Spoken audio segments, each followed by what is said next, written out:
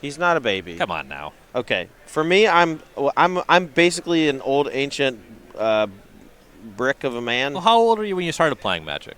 About his age, probably. Yeah. Maybe younger. Yeah, so But let's cool it.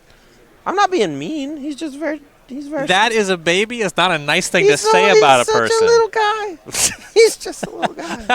I'm sorry. All right, Cole Cunningham on the left with Azor's Control. John Vanderwoude with Rakdos Sacrifice on the right. Going to respond to the scry with a Fabled Passage, a sacrifice.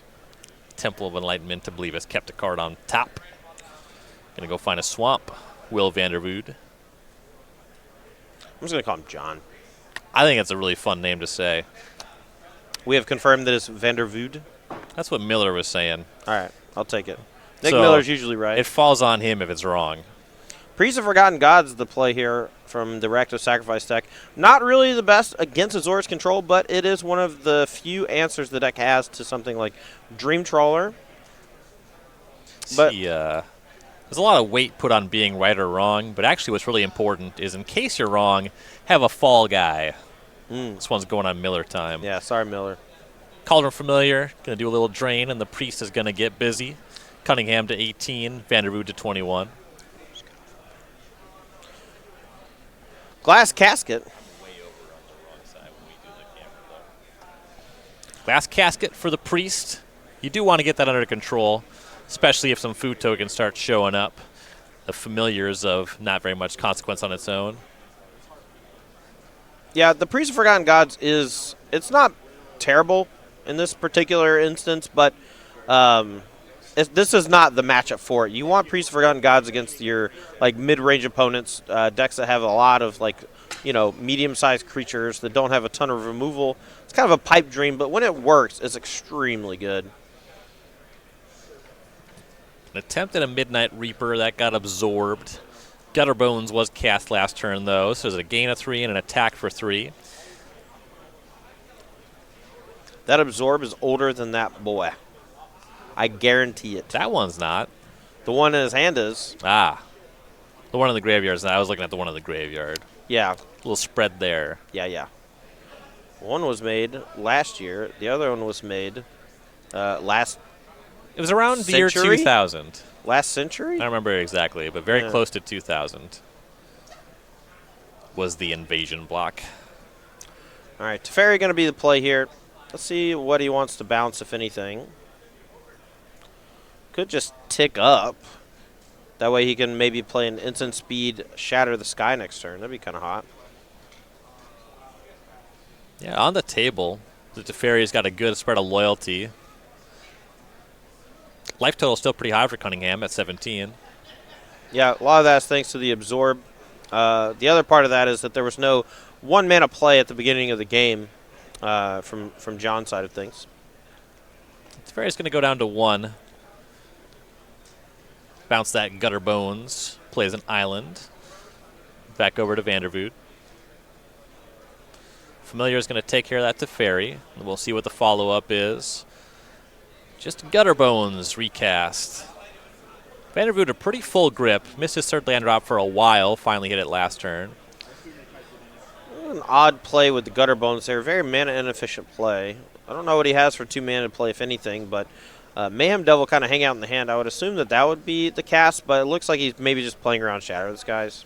Another Teferi. Bounce the Bones. Put the Familiar in the Glasket. Check out the player sideboards. Put those away. Back to Vanderwoude. The look on Rob's face when that happened was just priceless, dude. He's like, what the heck? I didn't click that button. Wow, what a draw. Fabled Passage here from John is able to turn on the Mayhem Devil, deal 1 damage to the Teferi to clean it up, so no instant speed Shatter the Skies here. And claim the firstborn targeting his own creature. Now you see why he hasn't maybe been casting so many things. Jumpstart. Haste up that devil. Yeah. Crunch in for 3. Cunningham to 14 off of that. A little maximized velocity strategy.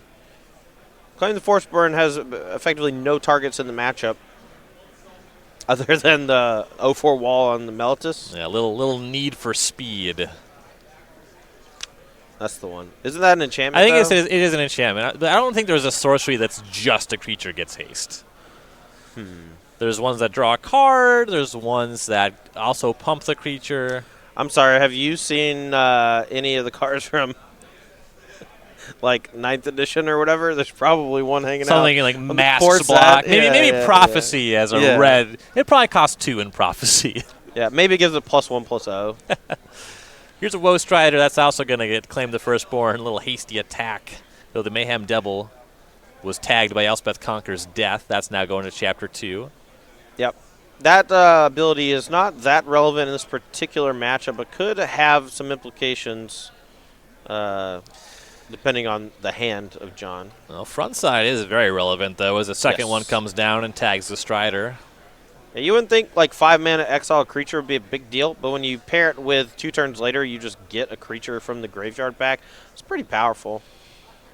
Those claim the firstborns have gotten Cunningham down to 11, but a bit of work to do from there.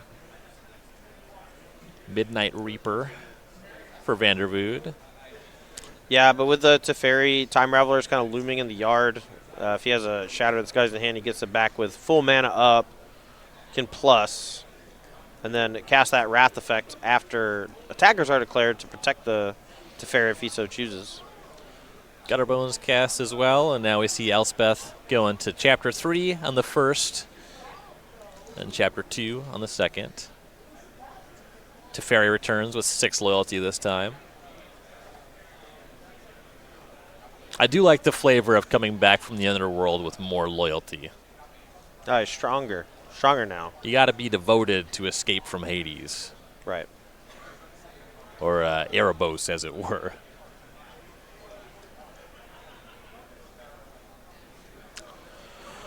Well, this draw from the Rakdos Sacrifice deck was fine, right? It wasn't that aggressive.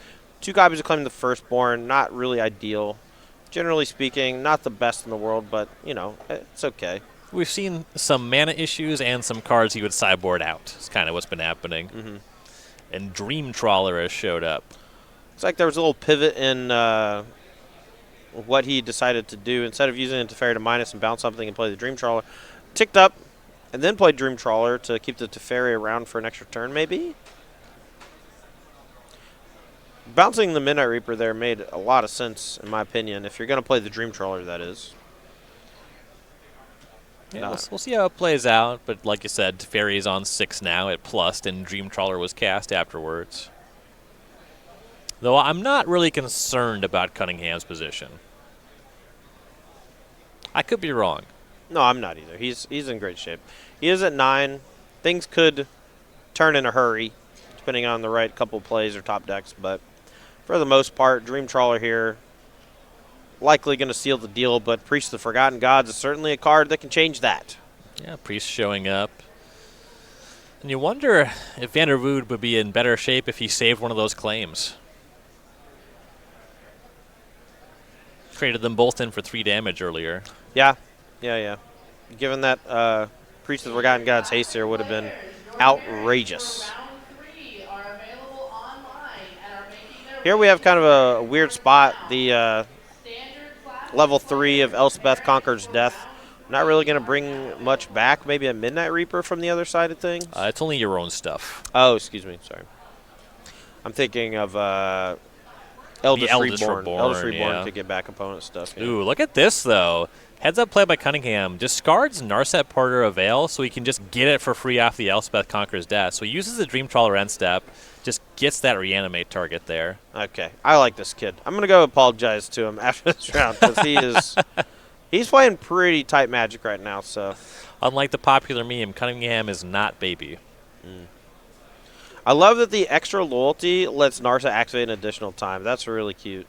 Yeah, it goes to 6 there off the Conqueror's Death, and now it's going to go to 4 as Cunningham looks for another card. Yeah, he's looking for some way to deal with that Priest of the Forgotten Gods. It's not just minus Teferi. He wants to deal with it permanently. Maybe just looking for some way to clean up the rest of the battlefield. Because right now, he doesn't... I mean, he has Dream Trawler going. That's not bad. In this particular situation, though, he's losing the race, and the Priest is quite annoying. Though the minus on the Teferi can solve that problem. Omen of the Sea found off of Narset. There's also potential for Cunningham to just not attack with the Dream Trawler this turn. Just keep playing defense. He's going to cast the Omen of the Sea before he makes a decision on attacking. That does give him another buff. You see him scry 2 to the bottom and draw. Looked like another Teferi Time Raveler picked up. He's been clutching that Ancient Absorb that you pointed out before. Yeah, he might just go with a Shatter of the Skies here. He's going to attack. The Midnight Reaper, though, is going to give John a couple extra cards if he does go for it. Could start with -3 on Teferi and just sorcery speed the Shatter. Yeah, -3, bounce the Midnight Reaper maybe, and then cast the Shatter of the Skies. You get to draw a card off your own Dream Trawler, too, because it is a 5-power creature right now. It did attack. Cunningham drew another card. He's at 15, and it looks like 15 all after the connection. It might be a 6, actually, thanks to the Omen of the Sea. Oh, no, it's 5. I'm stupid. Here's a Temple of Enlightenment, a Scry to the top. No, it is a 6. I'm redumb. Plus on the Teferi Time Raveler. Cunningham in the tank, trying to figure out this turn. Plus on the Teferi might have been a disaster. We'll have to see how this turn goes. Maybe he just wants Vanderwoude to just like play some more stuff and then cast Shatter Skies. But my guess is John's going to start by attacking a bunch of stuff at one of the Planeswalkers, holding back the Priest of the Forgotten Gods. I mean, if you just Shatter the Sky on this turn, the Narset's turning off redraws. Oh, duh. Yeah, that's smart. Here's an attack at the Narset, and Cunningham going to tap immediately. Here comes that instant speed Wrath. Narset's a beating here. Normally the Midnight Reaper would draw a bunch of extra cards, but now it's just not good enough. Does there apply with the Priest of Forgotten Gods? Now, he is also going to make him sack the Dream Trawler to the Priest, so he doesn't actually draw the card off the Shatter of the Sky, which is kind of cool. But Midnight Reaper is getting locked down from the Narset, so. I believe he does lose all the life, though. Every creature that died from the Midnight Reaper just doesn't get to draw. Pretty big downside, actually. And if this was Magic Arena, the Narset would turn red and just really rub it in. Yeah. Does it? I play with the sound up. Does it make a sound? Does it go like eh? I wish it did. It should really do that. It really should. Because it's already just the most obnoxious thing. Right. The static just abilities lean on the in. walkers. Yeah. Just lean in. I really wish it just went wee woo, fun police. I heard you like drawing cards. Sorry, only I get to draw cards. I heard you like playing spells on my turn. Sorry, only I get to play spells on my turn and your turn. Just says those things on loop. Yeah. Because it's a static effect, you see. No, but if it's the fairy, you know, they got to hire like Morgan Freeman or somebody. Like, I'm getting too old for this. He actually does say that. It's like super annoying because he doesn't sound like Riggs at all from Lethal Weapon. He just kind of steals the line. Uh-huh. Yeah. Life total is 13 all. There's a Witch's Oven. The look on your face when I'm saying these things is just like, why are you like this? Well, there's a range. Some of the things you say, like the last thing you said, are a lot worse than other things that you say. But they are still things that I say. They all do fall into that category. Another Dream Trawler, and Vanderwoude's seen enough. Yeah, haymaker after haymaker after haymaker, and that's going to take the game number 1 here between Zor's Control and Rakdos Sacrifice. That was what I expected to happen in that particular game. Game 1's going to be tough. A lot of mediocre cards in the Rakdos deck here, but he gets to upgrade quite a bit now. Players going to sideboard. We'll start with Cole Cunningham because we read left to right. He has 4 Devout Decrees, 3 Mystical Disputes, 2 Heliod's Intervention, 2 Ether Gust, 2 Disdainful Stroke, a Dovin's Veto, and a Sorceress Spyglass. The Devout Decrees are definitely coming in. They're a clean answer to most of these creatures, and Exiles, which is great to boot against things like Midnight Reaper. I don't really like Ether Gust, even though there are a reasonable number of red cards from the Rakdos Sacrifice deck. Not enough to really give it some legs. And then I don't think you want any counter spells, so I would probably be cutting the Dovin's Vetoes from the deck instead of adding more. Sorcerer's Spyglass, however, turning off either Cauldron Familiar or Witch's Oven is actually pretty strong, though. So I think Sorcerer's Spyglass will come in along with the Devout Decrees to really do some damage. And Vanderwoude's looking for some big upgrades over those Claim the Firstborns. Let's take a look at what he has. He has 4 Drill Bit, 3 Epic Downfall, 2 Noxious Grasp, 2 Tybalt Rakish Instigator, 2 Angrass Rampage, and 2 the Acroan Wars. A lot of cards can come out here, though, like you said, those Claim the Firstborns are quite bad. I think that most, if not all, the Priests of the Forgotten Gods should go. And that's going to leave a lot of space for things like Drill Bit.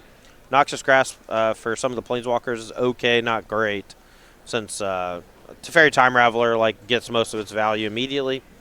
Tybalt Rakish Instigator, stopping the life gain, is quite strong, and also just generates multiple threats, which I like. Ingress Rampage can make your opponent sacrifice a Planeswalker. Love that. And with Glass Casket being one of the removal spells, you can make them sacrifice an artifact, too, and get your thing back. And then the Acroan War, don't really need that one, I don't think. All right, so if you're looking to engage with the SCG Tour at a local event and get yourself free entry into our opens, check out a Star City Games open trial, an enhanced open trial. Don't just play for that free entry, you also get this nice play mat. Those are unique tokens. You see our On an Adventure token there. Question. Yes. Does it come with Tom Cruise and a big screen where he just goes, enhance? Enhance. Enhance. It does not actually. Darn. All right. Well, it's still pretty cool. Starts the game's open trials here. You get a lot of cool swag, not only the playmats and the tokens and such, but also, there's lots of cool prizes. So you can check out any of these events happening all around the country, from North Carolina all the way to Texas, Albany, New York, excuse me. And these enhanced trials, that's going to be Saturday, February 15th, so you can check that out. Tom Cruise not included. Yeah. I think this is kind of harkening back to the days when we used to have super IQs or mega super duper IQs. So currently, if you translate the structure, all IQs are what old super IQs were. Okay, so this is the old super duper mega IQ. Well, I don't remember. No, this is a different tournament entirely. This is a new tournament that gives you entry into an open. So it does not qualify you for the Invitational. Excuse me. So this would be like a different thing entirely. See, I'm learning. Yes. This is good information to have. Thank you, Ryan. The analogy would be to no tournaments that are different than this tournament. These are enhanced open trials. Thanks, man. Appreciate it. We're just out here doing our best. Bant Spirit's Mirror in the middle seat. Not that surprising, but haven't seen a ton of that type of thing either on Magic Online or in real life lately. So nice to see, considering I put a lot of my reputation on the line on Thursday in my article talking about Bant Spirits and how I thought it was great for the weekend. Well, you sure Feels nailed good. it. You sure nailed it. Feels good, man. Most represented deck, as you see, not surprising to see a mirror. I suppose the mirror comes a lot down to sizing with Lords and Nebelgast Heralds, and then that all just cascades into drawing more collected companies and hitting the good ones. Yeah. All right, I'm going to kind of make a weird joke. I'm just preparing you I don't because know I have to construct why this you would slowly. preface that. Right. So this part's true. Okay. I have a Jewish stepfather. Okay. Right? This part's not true. His name is Fields Goodman. Uh-huh. Yeah.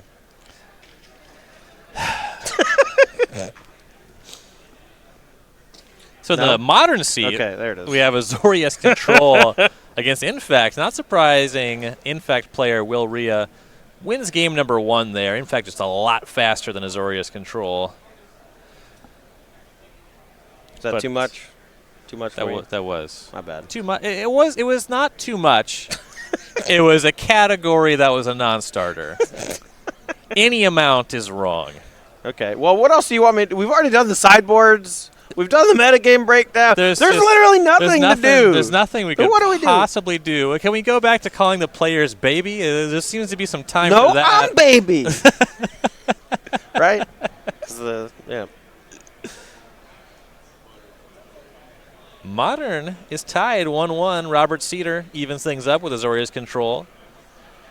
That Bant Spirits Mirror must be a hot game 1 if it's going this long. Almost 20 minutes in. I figure the battlefield gets bogged down a lot in that one. That's probably true. Nebelgast Herald maybe breaks that, but maybe just Nebelgast back and forth are just a little bit awkward. Also, just 1/3 Lords make it so even if the sizing is different, it can still be bad for both sides. Right. No second land here from John Vanderwoude, and you got to imagine that's kind of a bummer, but it looks like he did mulligan. has a handful of Witch's Oven, which pairs nicely with that Cauldron Familiar. Hey, he's got a cat and an oven to put it in. What more could you ask for outside of that second land? Nom, nom, nom. Love me some cat pie. The Birth of Melodus is going to go find a Plains for Cunningham. Not going to miss any land drops on that side of the battlefield. All right, weird question. Do you know much about Melodus? Is it a person or a plane, or like a city? So I think there's a city called Melodus, but it could be named after a person. Right. See, I'm thinking it's both. Could be both. Okay. Was that the extent of your question? What is the 04 wall for? Is it because the city has a wall around it? Presumably. Okay. The wall guards the city. Durab is nodding his head at me like So first you find a knows. plains, Makes sense. plains on which to build your city, right? No, that Then makes you build a wall around your city, and then 2 people move in because you gain 2 lives. Yeah, and then the people revolt against you for being imperialist scum. Well, there's no 4th chapter on this one. Oh, no, that's the Crowan War. There's the wall. All right, second Witch's Oven, though, is going to deal some, like, real damage. Cole's going to need to find answers to either the Witch's Oven or the Cauldron Familiar some way or another. It's not attacking anymore, but it is going to be draining for at least 2 a turn, and with the 3rd oven in hand, can potentially do 3 a turn, and when you start pairing it with Mayhem Devil, things get really out of control. Second, the Birth of Melodus. So here's your chapter 4. Go find another plains. Yeah, see? Imperial scum. Ever expanding the city of Melodus. Cunningham will want something to do about these ovens. So you were saying that cat, it starts to drain a lot of life. It's weird, though, because it's food. Some food drains life. For example, I have affinity for cheese product. Big fan of nacho cheese product.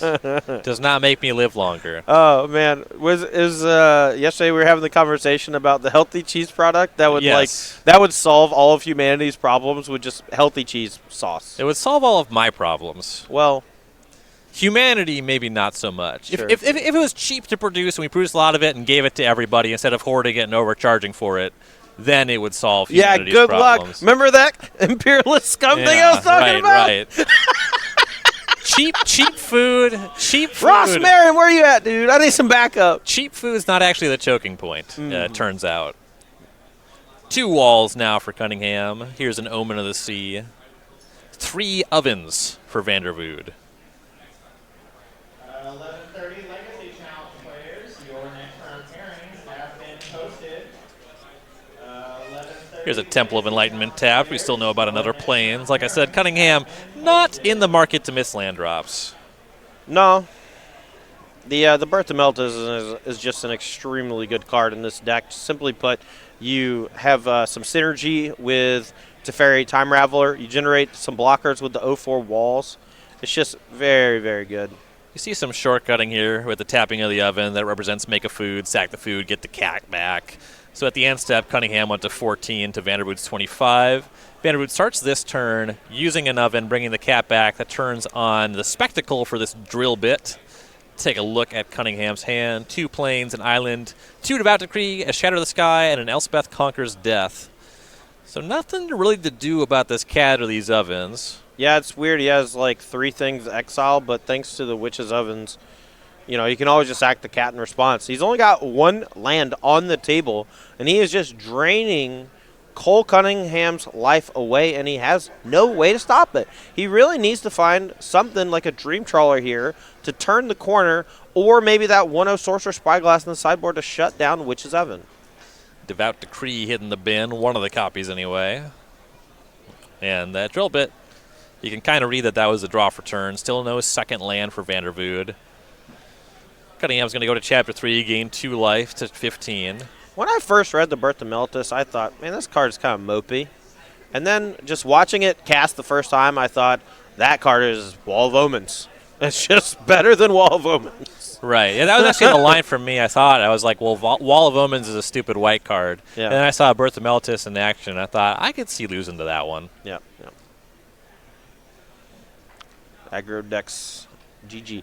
Big fan of not getting out the food tokens. Big fan. Yeah, why bother? We see ovens activated again. Cunningham to 13, Vanderwoude to 28. Now he does have another Cauldron Familiar he could play, and then that's going to drain for 1 from just casting it, but also he can still just protect it from those removal spells that Cole has access to right now. Now he's out of Birth to Meltus, though, so now he's going to need some way to either gain some life or, well, this might be it. Dream Trawler. That's a hot one. That's what we call a hot one. Some activations on the oven. So this is all well and good. Cunningham to 10, Vanderwoude to 31.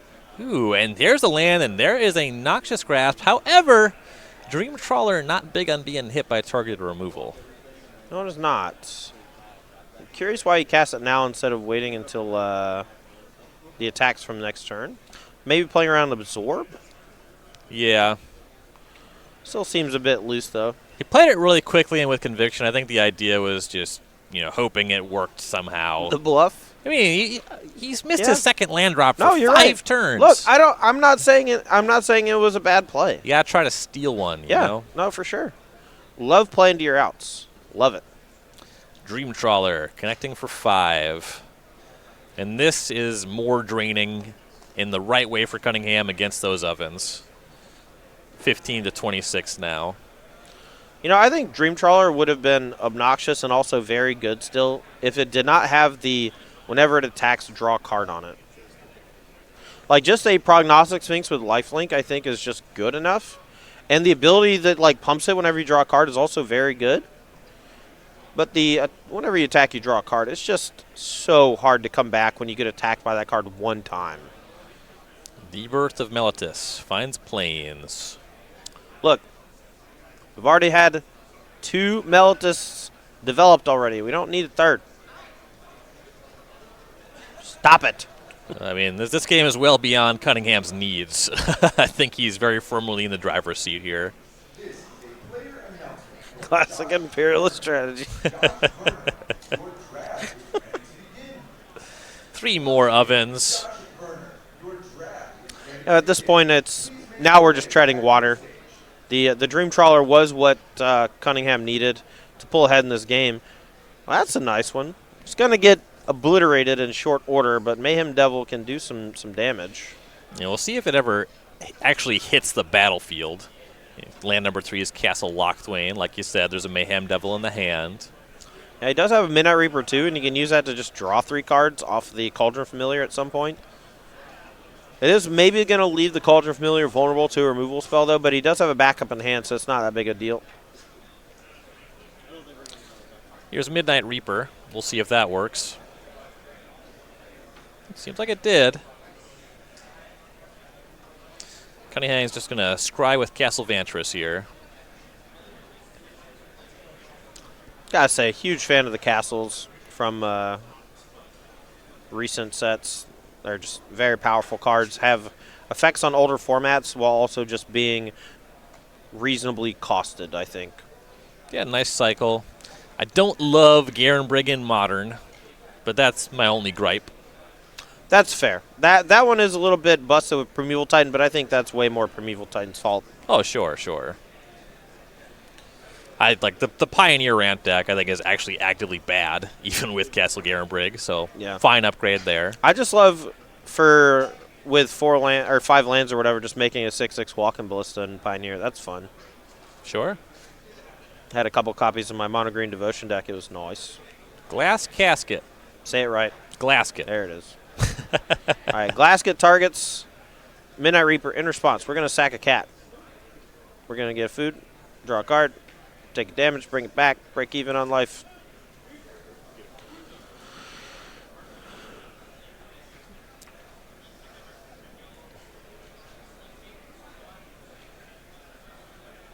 Now the Reaper going to go in the oven.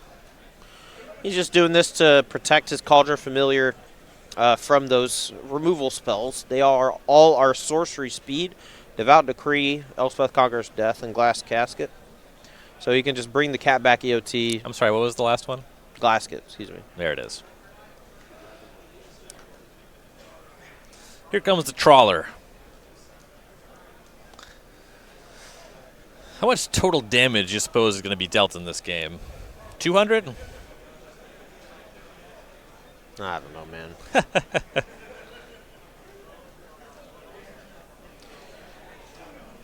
if I was a betting man, I would probably take the over on 100.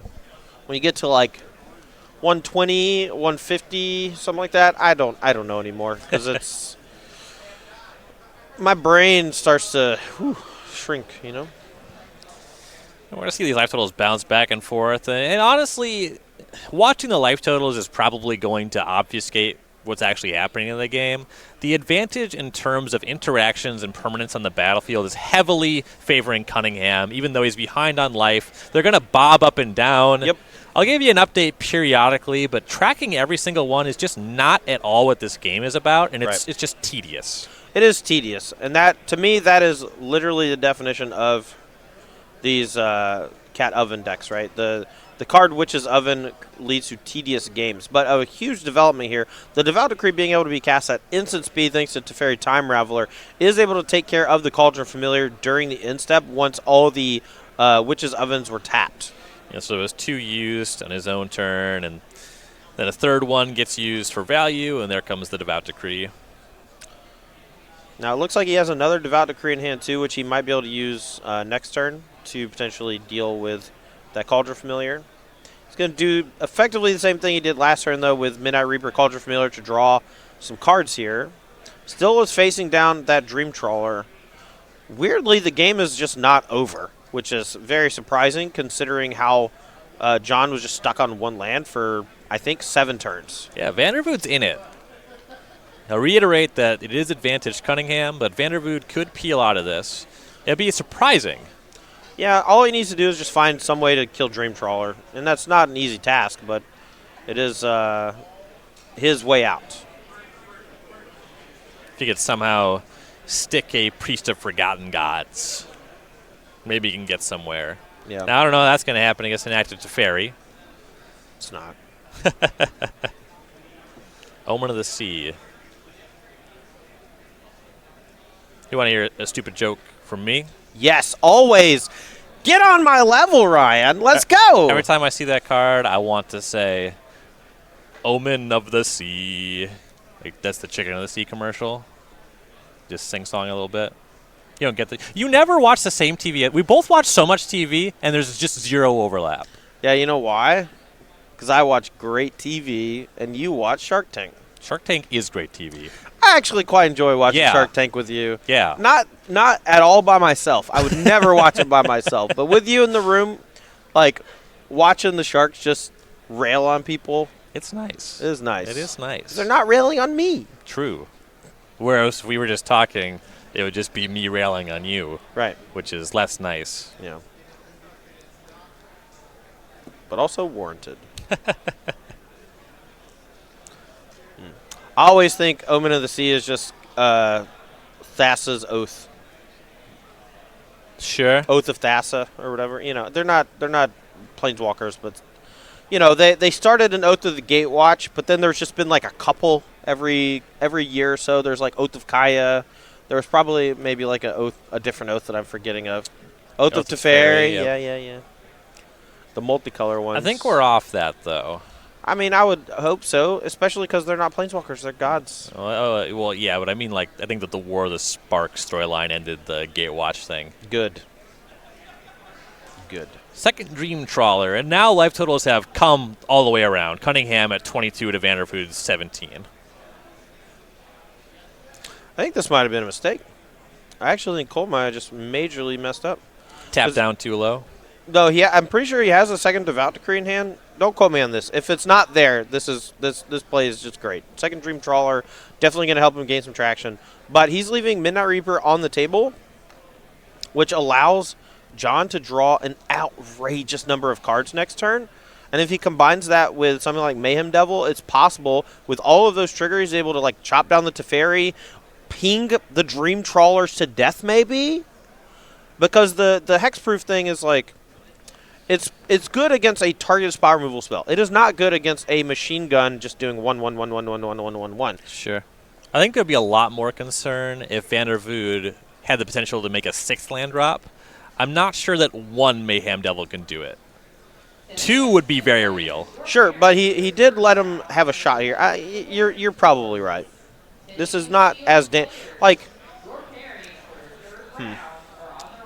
I don't know. I'm very. The math is very tedious. So it is. I just kind of want to watch it play out. You make a good point. He let's did just put the sit shields quietly down. and watch. He did put the shields down. You at home, you can do what us commentators doing right now by just sitting there and looking. Everyone just sit quietly. Yeah. Stop talking and listen to the sound of silence. Ross is right next to me. That's why I did that. No one else knows that, though, because Well, they do now. they do now. Because you broke the silence. I did. You know how I said I was going to be quiet? That's not happening. No, that's not a chance. I don't think I'm supposed to be quiet. Nobody trusted you for 1 second. That's right. You're right. So there's that fifth land. It's a fabled passage. Here's Mayhem Devil. Vanderwoude's going to try to math this one out. Another Witch's Oven. That's a couple more sacrifices. You know, you get your food, you get your cat. Okay, so every sack of the Witch's Oven is 2 triggers for Mayhem Devil. So he currently has 9 triggers he can put on the stack. That's going to kill a Dream Trawler or make Cole discard his entire hand or both. This is a lot. I can't. My brain is there's too many things, man. I'm having anxiety just watching. I think on either side of this table, if I was in Arena, this would be a right-click concede moment for me. Yes. That's a tight concession. Oh, yeah. Yeah, You we're get it. playing for number 1 on Arena. This is not worth it. Game takes too long. This is a bad game for Yeah. ladder. You know, I don't have an F6 button. I'm out. Dude, I'm out of here. Like, what? in a team open format here, though, you're going to play it out. We're going to see just how much these Mayhem Devils can do. A lot of activations on the cat, a lot of sacrifices. Are we getting lethaled? Looks like this is going upstairs. Vanderwoude saying, listen, I'm going to do all this. If it goes upstairs, every iteration is 3 points. You get Devil, Food, Familiar. Wow. So each Witch's Oven is 2 triggers from the Cauldron Familiar or 2 triggers from the Mayhem Devil and a trigger from the Cauldron Familiar. So Yep. if he wants to go upstairs, that's just 12 from the 4 Witch's Ovens. And that's not including, like, the Fabled Passage. Maybe there's, like, an extra way to kill his own cat to bring it back to get use out of that extra food token from earlier. So the cat's been sacrificed twice. Gets to draw a card here.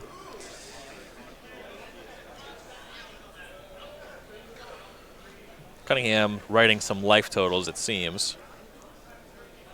So as far as I understand, those devil triggers are going upstairs.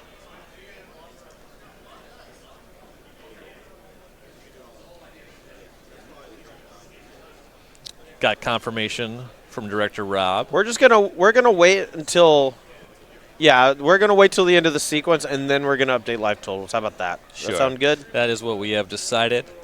Near as I can tell, just going upstairs is shy of lethal. All right. And we're actually going to stop with 2 ovens tapped. Go back to Cunningham. Final total, he's at 13 starting this turn. Yeah, what he can do now, though, is he can do some cat oven tricks to target the Dream Trawlers, and if they get protected via the discard, they get tapped. So they don't actually get to attack, they don't gain some life, and if he doesn't have a way to exile the cat permanently, he might actually just die next turn. I mean, it's hard to say because he has a bounce from the Teferi, he's got some other stuff. Teferi is going to bounce Cunningham's own Omen of the Sea. Draw a card. Omen of the Sea. Is that how it goes? How's the jingle? It's like a little deeper, kind of like a baritone, I think. Omen of the Sea. I like that. We'll take that. All right. We take those. Here's Elspeth Conquers Death. Good to see some responses from Vanderwoude. And so he's going to target the Mayhem Devil, so he's basically forcing the action. Mayhem Devil's going to deal 1 to a Dream Trawler, and then he can deal more over the cat oven tricks. He's going to sack the cat, deal 1 more. Get a food token. Sack food token. Deal 3. Bring it back. Drain 1. Oh, man. If he wins this game, there's no way they can finish the match. Not a game like this. That's 4. He's drawing cards the whole time, too. Drawing cards, losing life, dealing damage.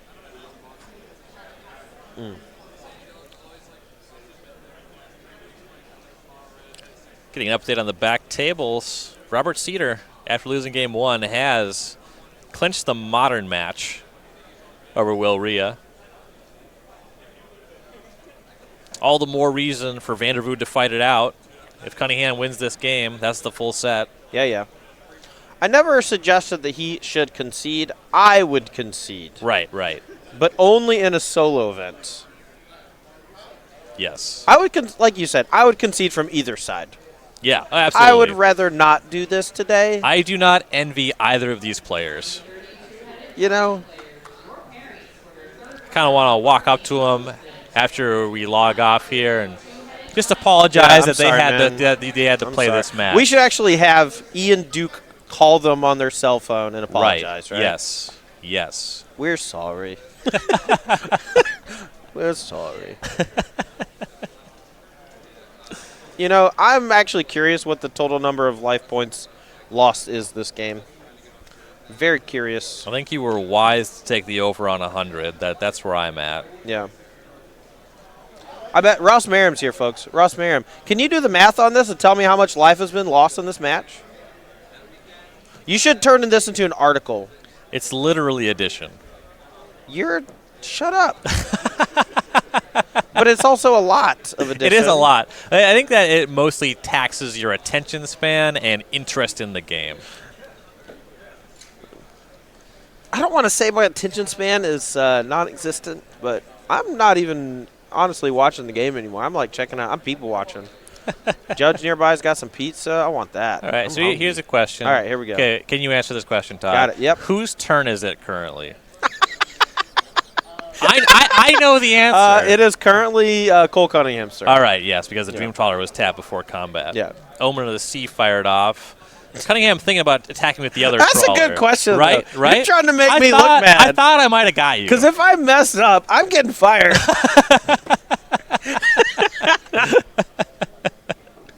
Oh, man. All right. Well, where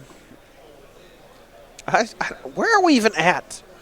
Are we conferring Main with phase teammates? 1. Okay. Is the Omen resolved? Omen has resolved. Okay.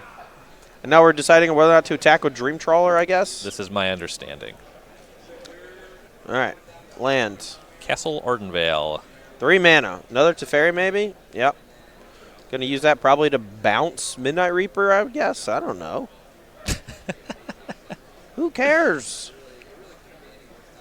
He has drawn a lot of cards this turn, so he's going to chunk for a large amount of damage with a Dream Trawler and gain a large amount of life. Yeah, so And draw another card. The bounce on the Reaper. He's trying to figure out how many cards he's drawn this turn.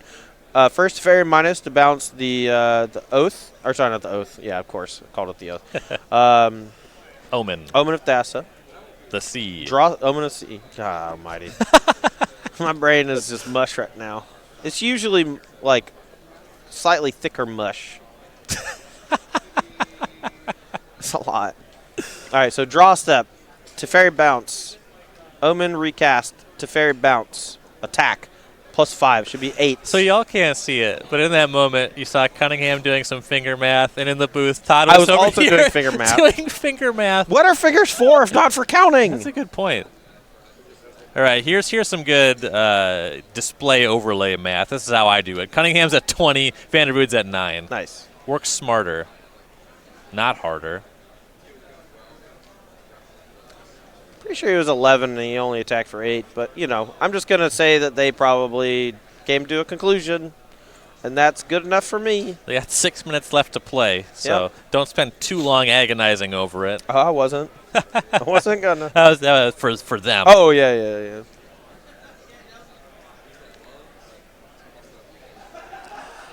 Fabled Passage for Vanderwoude. Recast that Midnight Reaper.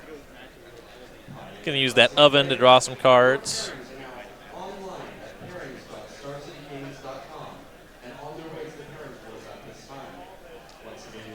Food's back, the cat. I hate it. So lost one, got that one back. He's drawing all his lands now, that's for dang sure. Spent so much time with no lands, and now he's got 5 in the grip. So what happens when you get to draw like 8 extra cards from Midnight Reaper. I say 8. I think it was way more. Right. I don't know. I can't do that math that high. We've already established that. I mean, 8. You have more than 8 fingers, Todd. Do I? Yes. At the very, even if I don't, I have toes.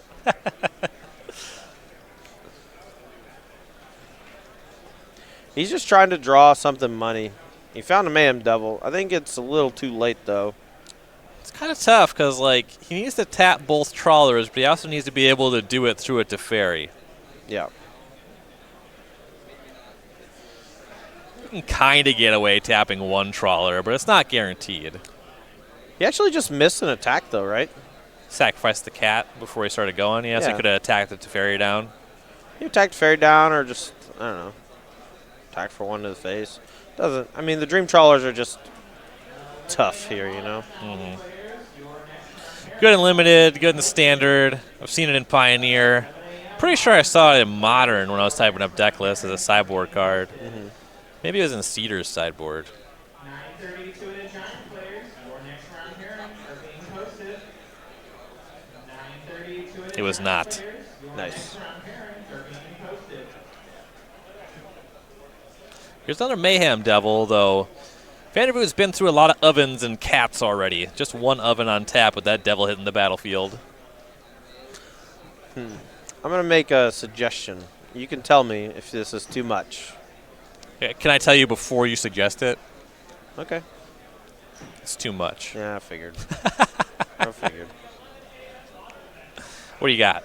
Ban every card that was made in 2019 from every format. No, you can't ban Lava Dart. Okay, Lava Dart and Firebolt are the two exceptions. No, you can ban Firebolt. Who cares about Firebolt? Eat it. I almost said something really bad. No. Eat your words, sir. All right, we are now back over to Cunningham. Draws for turn. Elspeth conquers back to chapter 2. Teferi Time Raveler to 2 loyalty. Got 2 4-power trawlers. Looks pretty easy to turn him sideways from here. Cunningham's going to make sure he didn't leave any boxes unchecked, though. Yeah, you might want to like try to draw a couple extra cards in case there's some weird thing that happens. There's not enough ways to shoot the Dream Trawlers down. This should be lethal, but doing as much damage as possible just in case it's not lethal is very smart. Starts with Omen of the Sea. Scries 2 to the bottom. The two Dream Trawlers feed each other too, which is nice. Oh, yeah. Good on their own, good in multiples. The first time I played with the card, I knew it wasn't a legend because I'd never thought, wow, this is legendary. But like 5 people on my stream were just like, holy crap, today I learned the Dream Trawler's not legendary because the second one is so good. The first one's great. We were all tricked a little bit by Questing Beast, you know? There's no way to know from a card's name alone if it's legendary or not. And that card's got a lot of text. So Yeah, I don't blame you for thinking it's legendary. I mean, to be fair, if Questing Beast is legendary, shouldn't Lovestruck Beast also be legendary because it's just Beauty and the Beast Beast? I mean, there's not like 2 of them running around. Just one guy cursed. Oh, we got a match. We got a match done. Cole Wow. Cunningham does end up picking up that marathon affair there